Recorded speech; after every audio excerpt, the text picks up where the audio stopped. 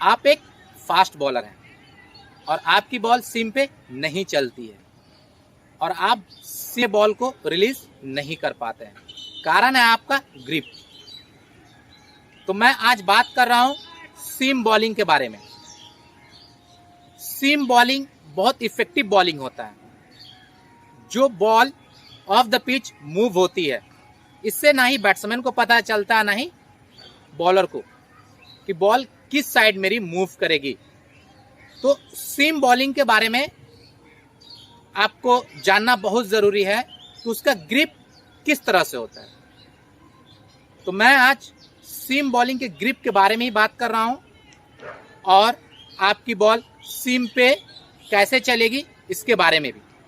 तो सबसे पहले आपको ग्रिप, जो सीम बॉलिंग की जो ग्रिप होती है ना, वो आपकी इस तरह से होनी चाहिए। आपकी ये जो हल्की सी जो गैप होती है, ये होना जरूरी है, ताकि आप सीम को पूरी तरह से पकड़ पाएं। ज्यादा वाइड भी नहीं करना है और ज्यादा क्लोज भी नहीं करना है। ये सीम की जो चौड़ाई होती है ना, इसको ये दोनों फिंगर से पकड़ना बहुत जरूरी है। इस तरह से अगर आपकी ग्रिप इस तरह से होती है तो आप आसानी से बॉल को सीम पे चला सकते हैं। आप जो भी बॉल करेंगे वो बॉल सीम पे ही चलेगी और ऑफ द पिच मूव करेगी।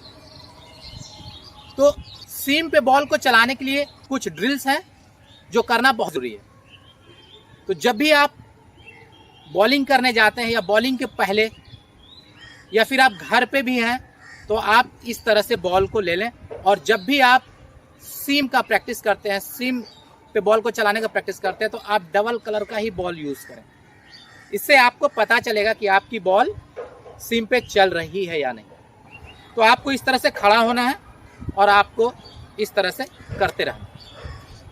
अब जितना इस मतलब सीम को आप घुमाएंगे, जितना इसका बैक स्पिन कराएंगे, उतना ज़्यादा बॉल आपकी सीम पे चलेगी। ये प्रैक्टिस होता है, ये ड्रिल है, आपको करते रहना है, चाहे घर पे चाहे ग्राउंड पे।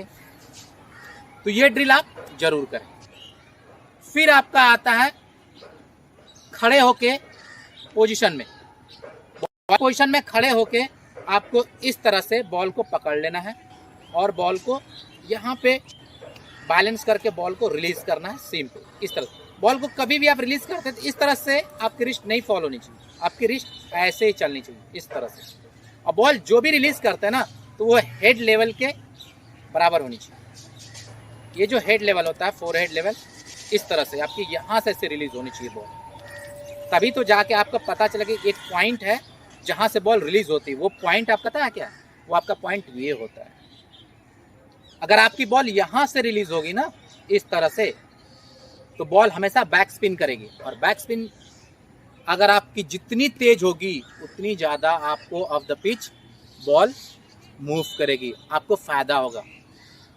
तो आप जब भी बॉल को आप रिलीज करते हैं, तो बॉल को हमेशा यहाँ से रिलीज करें, इस जगह से। यहाँ पे फील होना चाहिए, जब भी आप ड्रिल करते हैं या फिर बॉलिंग करते हैं, तो फील होना चाहिए कि आपके बॉल इस तरह से चल रहा है। फिर मैं बात कर रहा हूँ, आपको बॉलिंग पोजीशन में ही खड़ा होना है और फिर आपको इस तरह से खड़ा होके फिर आपको इस तरह से रिलीज करना है, इस तरह से। इसमें भी आपको इस लेवल में ही बॉल को रिलीज करना है।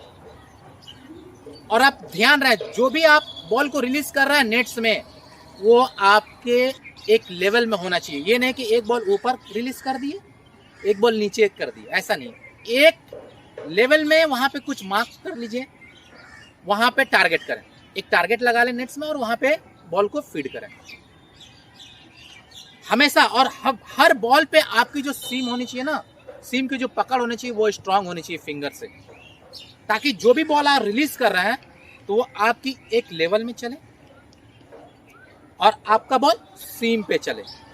हर बार देखना है कि आपकी सीम चल रही है या नहीं। अगर आप बॉल को सीम से चला पा रहे हैं, इसका मतलब आपकी ड्रिल सही हो रही है, आप सही ड्रिल कर रहे हैं। अगर इस तरह से अगर आप कुछ दिन तक प्रैक्टिस करते रह गए, या फिर हमेशा आप अगर एक फास्ट बॉलर अच्छा बनना चाहते हैं ताकि आपकी सीम हमेशा चले, तो आपको ये ड्रिल हमेशा करना होगा। जब भी आप बॉलिंग करने आते हैं तो आपको उस टाइम पे बॉल इस तरह से ड्रिल करना ही होगा, ताकि आपको पता चले कि मैं अभी बॉल करने वाला हूं तो मेरी बॉल सीम पे चलेगी, तो उससे पहले मैं थोड़ा सा अपने फिंगर को वार्म कर लें और फिर अपने हैंड को भी थोड़ा सा रिलीज कर लें। तो जरूर आप प्रैक्टिस से पहले या फिर मैच से पहले आप हमेशा इस ड्रिल को